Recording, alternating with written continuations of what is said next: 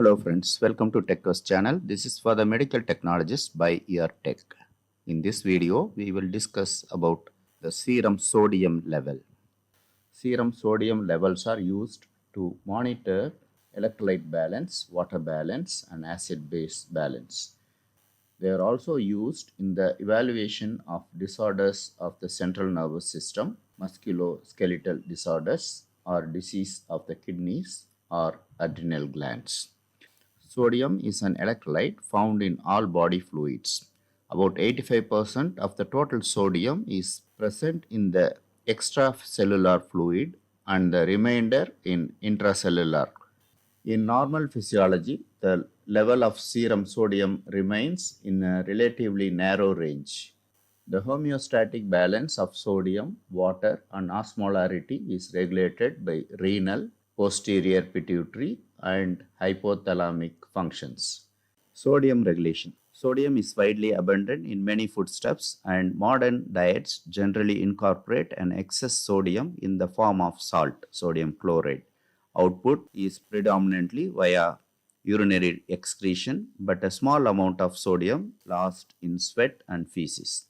Hypotension is detected by baroreceptors in the carotid and aortic arch. Hypovolemia detected by reduced distension of atrial myocytes stimulates activation of the sympathetic nerve system.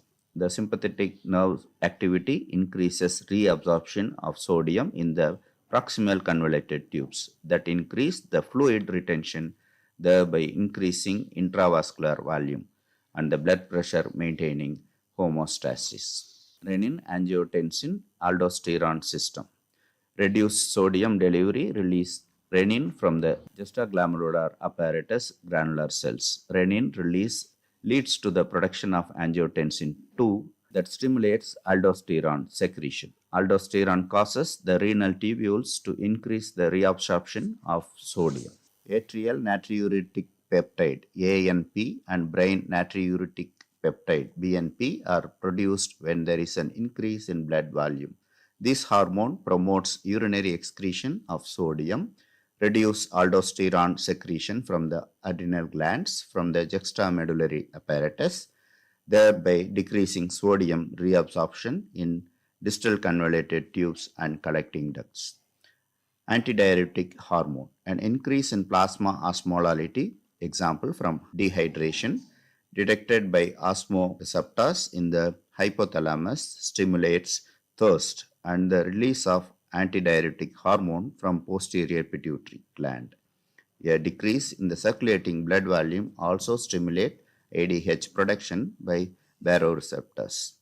ADH increase the water reabsorption in the distal convoluted tubes and collecting ducts, and thirst increases water intake. This additional water dilutes the plasma, reducing sodium concentration and plasma osmolarity and making urine more concentrated. Laboratory methods for sodium estimation. Earlier days, flame photometry was commonly used in the labs. In flame photometry, a solution in air is sprayed over a burner. It dissociates to give natural atoms. Some of these atoms get excited and move to a higher energy state. When the excited atoms fall back to a ground state, they emit light of a characteristic wavelength that is measured. The intensity of emission light is proportional to the concentration of the electrolyte being estimated. Flame photometry is used for the estimation of certain metal ions, sodium, potassium, lithium, and calcium. Nowadays, ion selective electrodes are widely used in biochemistry analysis. The daily intake of sodium is balanced by an equivalent amount of sodium excretion. The glomeruli of the kidneys filter the sodium from the extracellular fluid freely, with renal tubular reabsorption of isotonic concentrations of the electrolyte. The excess sodium is excreted in the urine. The amount of urinary excretion depends on the daily intake of sodium and the dehydration status of the individual. Hyponatremia. This is a low level of serum sodium. When serum values are less than 120 milliequivalents per liter, the hyponatremia is severe. One source of hyponatremia is sodium loss.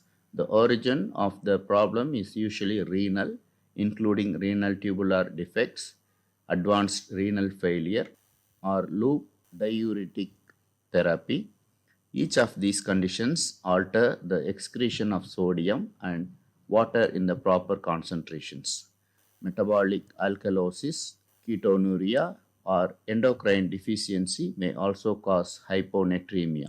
In all these conditions, there is excessive loss of sodium or excessive reabsorption of water by the kidney. Non-renal causes of sodium loss include fluid and electrolyte losses from the gastrointestinal tract, third space losses, and severe thermal injury.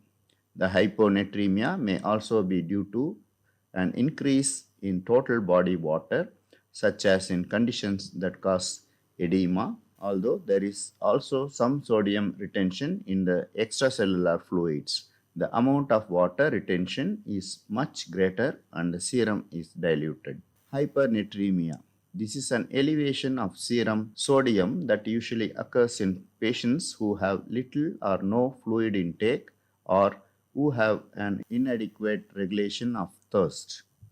A serum value greater than 160 milliequivalents per liter is a serious elevation.